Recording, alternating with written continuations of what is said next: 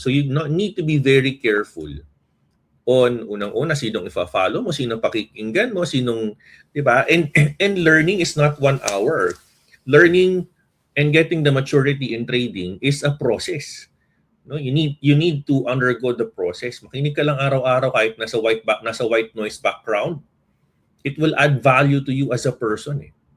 'Di ba? At alam mo, traders come and go. It's okay. Alam niyo kung bakit? Kasi pakiramdam ko, yung mga hindi ko na nakikita, natuto na yon. Magagaling na sila. No? So Coach Miranda will still be there for them.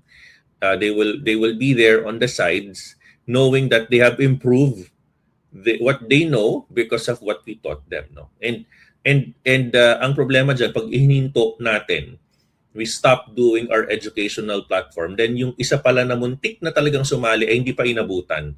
O di cargo mo pa yun.